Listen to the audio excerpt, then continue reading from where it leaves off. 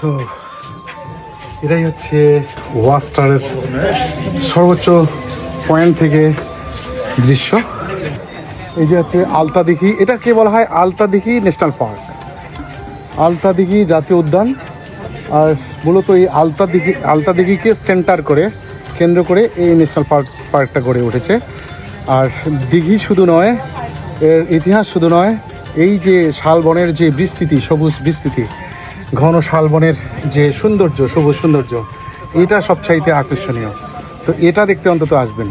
যদি আশেপাশে কেউ থাকেন জয়পুরহাট বা নওগাঁ, অবশ্যই এই জায়গায় এসে একটু সময় কাটাবেন, ভালো লাগবে। অনেক সুন্দর দেখা যায় এই শহর থেকে দৃশ্যগুলো। এটা হচ্ছে টপ।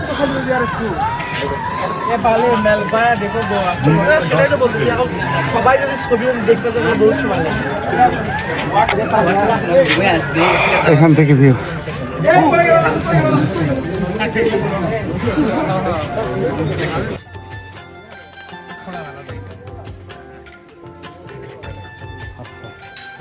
এবার যাক, আর এইখানে একটু